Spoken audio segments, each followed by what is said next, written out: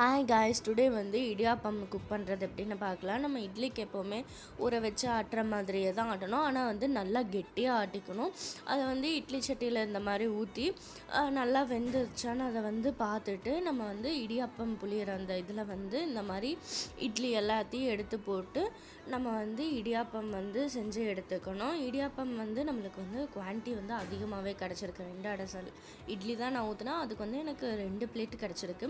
Next ஒரு pan எடுத்து அதில் வந்து ஆயில் போட்டுட்டு கடுகு போட்டுட்டு நெக்ஸ்ட்டு வந்து தாளிப்புக்கு கடலைப்பருப்பு போட்டால் தான் நல்லாயிருக்கும் இடியாப்பத்துக்கு. ஸோ கடலைப்பருப்பை போட்டுட்டு அதுக்கடுத்தது வெங்காயம் அண்டு பச்சை மிளகாய் இந்த ரெண்டத்தையும் போட்டு நல்லா ஃப்ரை பண்ணிவிட்டு தக்காளி போட்டுட்டு மஞ்சள்தூள், மிளகாய்த்தூள், உப்பு இந்த 3மே போட்டு நல்லா ஃப்ரை பண்ணிவிட்டு நம்ம செஞ்சு வச்சுருக்க இடியாப்பத்தையும் எடுத்து கொட்டி ஃப்ரை பண்ணோன்னா முடிஞ்சு. நம்மளுக்கு காரம் வேணாம் அப்படின்னா தேங்காய் பால் குக் பண்ணி கூட நம்ம இடியாப்பம் செஞ்சுக்கலாம். தட்டா பாய்.